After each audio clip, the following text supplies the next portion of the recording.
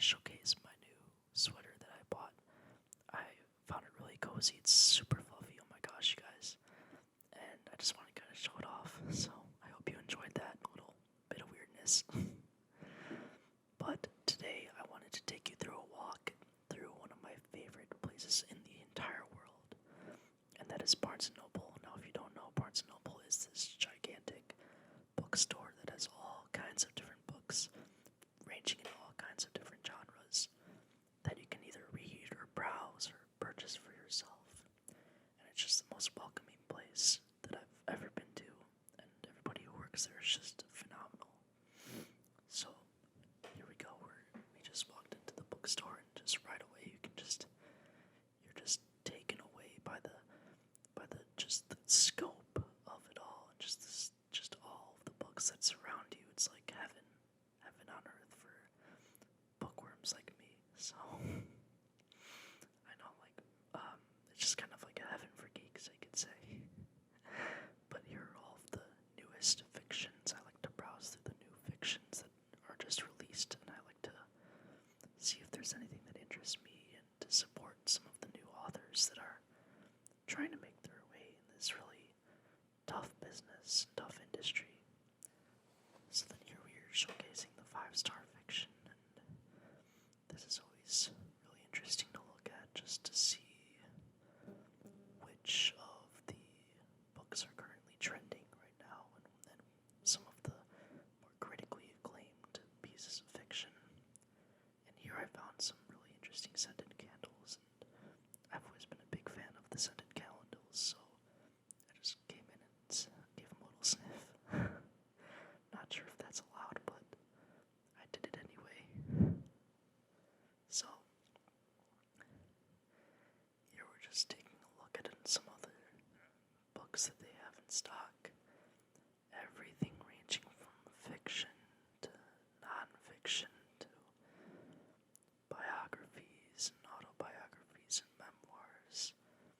That Alex Trebek book always looked interesting, and I don't like how it's right next to that book with the bad slang on it, but whatever. So enough with the downstairs. The downstairs is not my favorite place to be. So I went the escalator up, and I always find more of the interesting things upstairs. So that's where we're going right now. And so, because on the upstairs there's all these different trinkets and mangas, which I personally really enjoy to just look at. I never usually buy anything because I'm broke and I'm a college student, but whatever. So here we've got the pop figures. Now every time I go to Barnes & Noble, I always like to browse the pop figures and see if there are any interesting characters from any interesting series that might intrigue me and might bring me to want to purchase a pop figure, but I never end up actually doing it just because I have no money.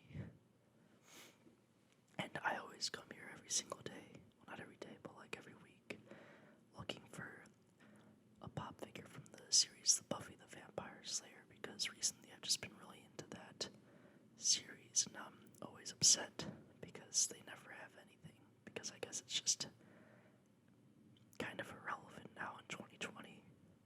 It's like a 15-year-old series, but I found, outside of those pop figures, I found all these plushies, and they were all so adorable. I just wanted to squish them. Just give them a little squish. And then we got this angry cat. I think it's like the Agretsuke or something from the Netflix series.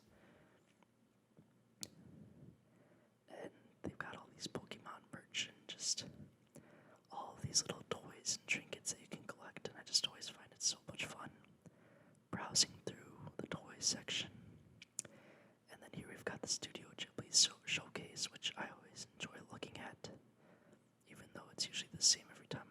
I just wave hi in the camera there through the little mirror. But anyways, the Studio Ghibli section is always really fun to just look at, because they've got all these different Studio Ghibli merchandise and fun little toys and collectibles. But I always find all of the collectibles very overcharged here in Barnes & Noble. Studio Ghibli figure is something I'd usually look on eBay or Amazon first. But if something really, really, really catches my eye, then I might consider purchasing it, but that's very rare. But anyways, here are some Totoro figurines. Oh my gosh, I find them just so adorable. How they are propped up on that little desk like that. Just so, so adorable and so pretty. Oh my goodness. The Totoro stuff just tickles my heart. Just makes me so happy. Seeing all of the Totoro figurines laid out like that. My dad actually has one of those in the office. And it's always just a joy to see him just standing there greeting me every time I come into work. Now I went through the DVD section. I specifically looked for the bees because I wanted to find Buffy the Vampire Slayer.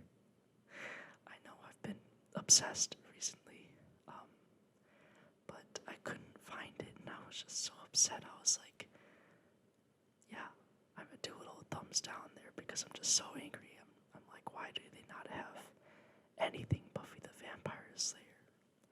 I mean, I know it's been a solid like 15 years, but surely it's gotta be at least relevant enough just to have something, you know? I mean, it was a cultural phenomenon back in the day. So anyways, I keep looking through these DVD books, hoping to see something Buffy. But alas, there is none. But regardless, I find these books really interesting. These books about different TV shows and movies and all of these really cool kind of art books or kind of like the behind the scenes. And one thing that I found really interesting was this Invader Zim art book that I pull out here and try to open with one hand, but do so very awkwardly because it's hard to hold a camera in one hand and hold a book in the other. But so I'm flipping through this Invader Zim book, and I'm just fascinated by all of their art, all of the behind the scenes art that went into it. I always find these art books so, so cool because there's a lot of steps in the process that we don't see and that we learn to appreciate through these books. And that's kind of the power of books, I feel, is that it opens your minds to new perspectives and unforeseen thoughts that you may have not have thought about before. Opening up a good book is like opening up a portal to a realm of knowledge that you may not have considered in the past, or that may not have been brought up to your mind. So anyways, here I highlight Sabrina. So from the show, the Sabrina the Teenage Witch, because I'm like, come on now, you have Sabrina stuff, but no Buffy. I'm still a little bit salty about that. But anyways, I don't want to digress. Yeah, books are just amazing, and I'll always be passionate about them. And Barnes & Noble will always be my favorite place, like, ever. So here we got my favorite section of Barnes & Noble, which is the manga section. I've been into manga ever since I was like 15 years old, and I purchased my first copy of One Piece. I still remember it to this day. I was in the bookstore with my mother, and I had just begun watching the One Piece anime, and I saw the newest volume, which at the time was like volume 47 or something. And so I picked it up and was very confused because at the time I was only at like episode 200, and so picking up at volume 47 made no sense at all. But I didn't care because I was just so fascinated by the art, and I didn't even know that One Piece was in a book form. I always just thought of it as an anime, so that was really cool. But anyways, this isn't about One Piece, it's about manga. So I've seen lots of cool stuff, like there was One Piece, oh my gosh, there was like Full Metal Alchemist up above, and IQ, which I'm showcasing here just because I've seen the first like 30 episodes of the anime, and I really enjoyed it. But I have this weird problem where I pick something up and I really enjoy it, but then I drop it off rather early gosh, epic fail right there where I dropped the Hunter x Hunter volume. Come on now. Come on, Bubbly, you can do better than that. But anyways, we've got Hunter x Hunter, and that's a show. That's an anime I really enjoyed. And I actually, another mistake, I dropped it in the middle of Chimera Ant Arc, and you guys are gonna hate me for this, I know. I can already hear the comments typing away like, how could you? Chimera Ant is the best, but personally I just didn't find it very interesting. I found it very slow. That was the problem with it. But anyways, here's JoJo, and I actually have not seen JoJo or read it, but one of my good friends is really obsessed with JoJo, so I wanted to show that, and I always found the art of JoJo to be really phenomenal. Phenomenal, that's a hard word to pronounce. And I really like the hardcovers, I find those really cool. And so here's just some more mangas. Some more mangas that I don't really recognize, but I just wanted to showcase them in case you did. Barnes & Noble has all the mangas that you could ever think of, but also it doesn't have enough. I just wish it would add 3 more bookshelves full of manga, just because it's my favorite thing ever. Just to look at and be surrounded by, it's just a magical feeling. So here we have the Legend of Zelda section with Twilight Princess, which was a fun game that has been made in manga form. I always really enjoyed the Zelda mangas. Some people criticize them because they say that they're a little bare bones and don't have much plot to them because they follow the games pretty well. But I just enjoy it for the art, really. And I enjoy it as being a Zelda fan. I enjoy it, so take that as you will. There I picked up Mob Psycho, which is another anime/manga that I've always wanted to get into, but just never found the time. And then here's My Hero Academia. I've seen the first 100 episodes of the anime. Very good stuff.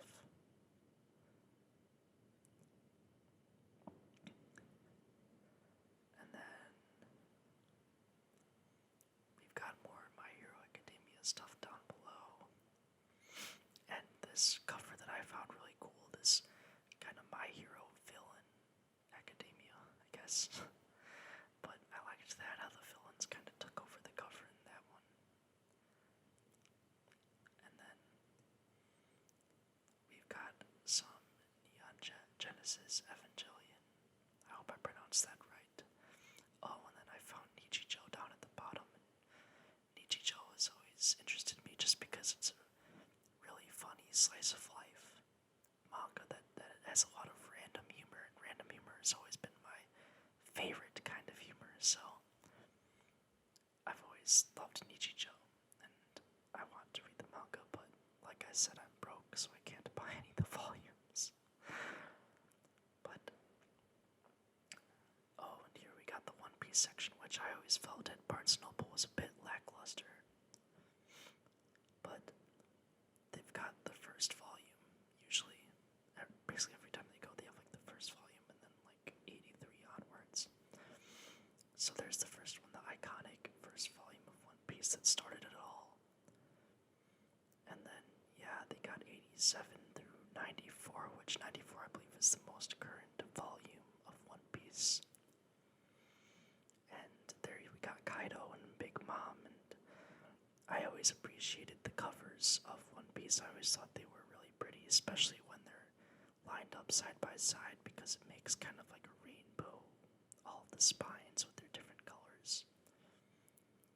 And then we got Ouran High School Host Club, one of my guilty pleasures. And then One Punch Man, which is a series I've never seen, but always heard great things of. And then Overlord, which I've never heard about, but it looked really cool, and I liked the hard covers in black that were right next to the soft covers in white. I thought that was a cool contrast. And then Persona 5, the manga. I played the game.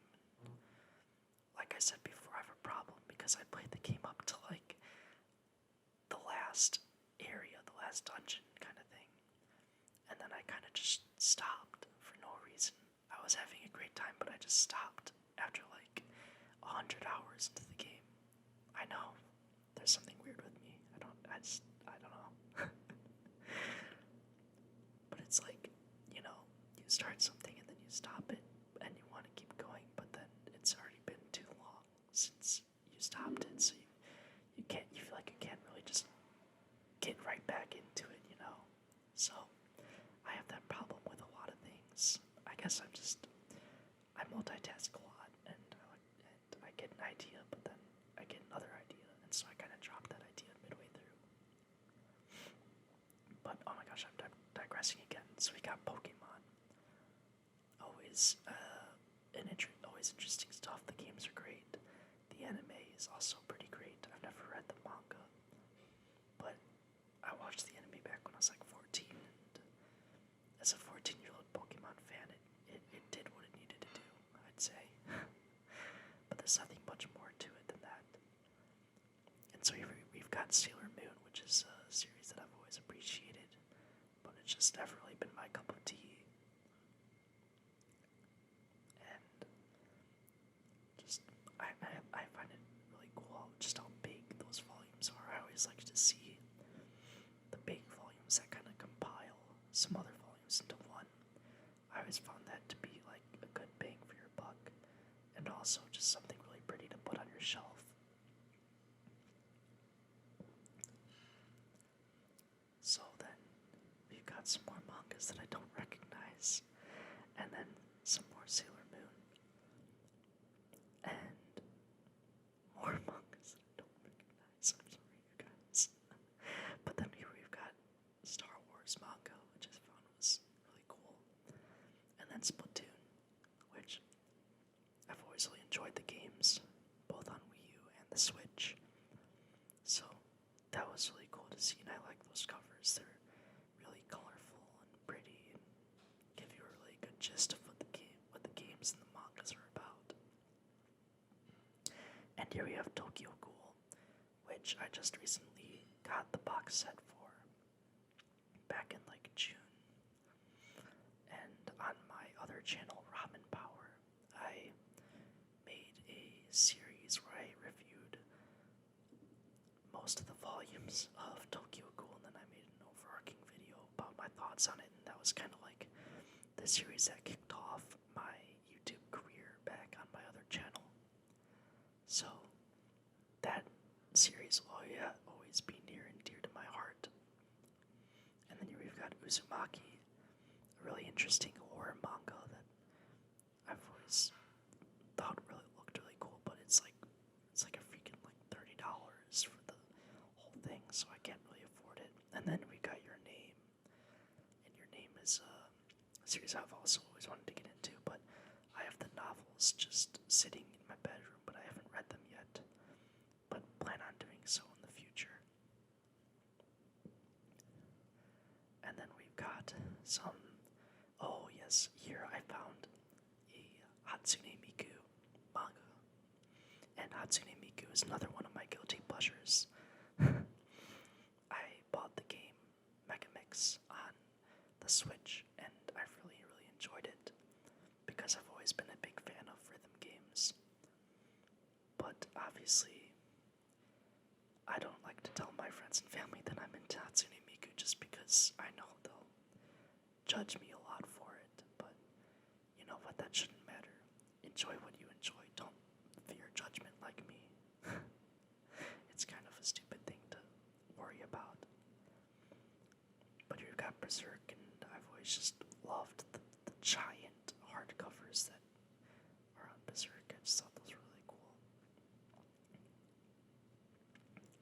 And then Assassination Classroom is another series I've always wanted to watch/read. I was like one click away from buying the box set, but then I decided to get Tokyo Ghoul instead, which retrospectively I think was the good choice.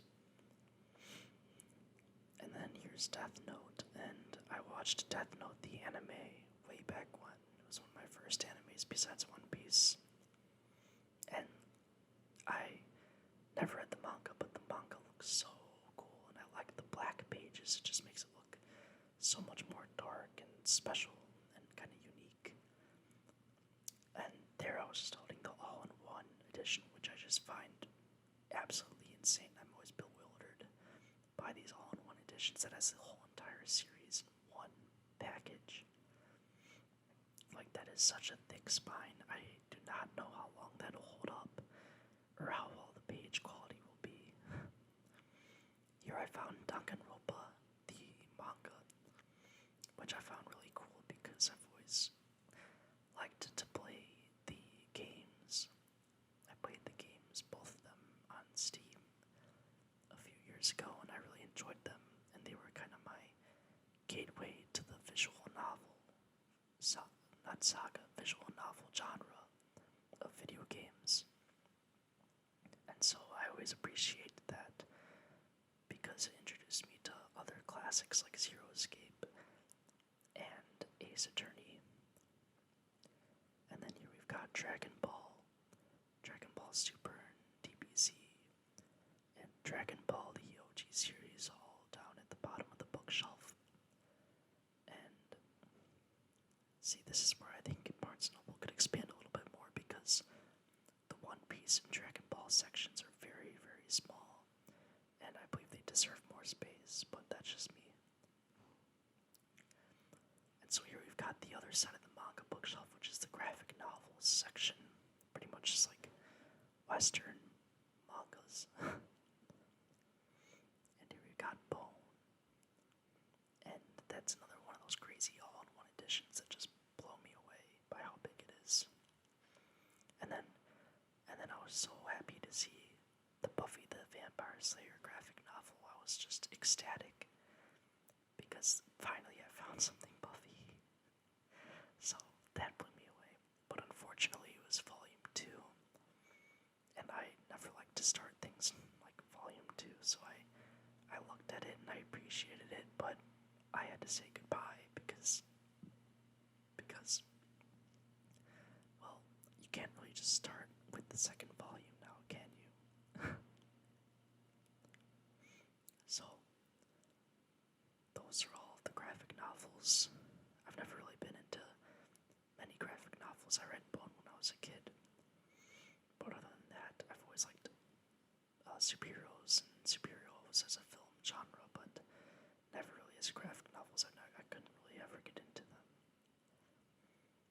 But here we've got the horror section, and most of it is dominated by Stephen King just because he's just the horror genius. And there I picked up Carrie, which I'm actually reading right now, and it's a pretty good read. And then we've got The Shining, another Stephen King classic. This one I haven't read yet, but I just recently bought it, and I plan on reading it after I finish Carrie, so I've got a lot of books to look forward to, especially in the horror genre, which I've recently been into. And then I go over here to the series section of the bookstore. This really showcases a lot of books based on TV or movie series. And it's in alphabetical order, so we got Aliens, and then it goes from A of Aliens straight to like D's and F's, which really disappoints me because they skipped the B and I was hoping to see some Buffy stuff. But at least we got our graphic novel, right? And then here I found was really fascinating was these Barnes & Noble exclusives. And it's like these really, really pretty hardcover versions of classic stories and from all kinds of literature. So we've got things like Winnie the Pooh and Alice in Wonderland and Edgar Allan Poe and things like that. So here we go back downstairs after spending a good day in Barnes & Noble at the bookstore. I had a great time just browsing through the books with you guys. I hope this was sort of relaxing for you, I guess. I'm kind of new to this thing, but I hope I did okay as a first timer. I couldn't get that door open. I'm just such a clumsy dude. But anyways, that's the outside a little bit. And thank you guys so much for watching. And guys.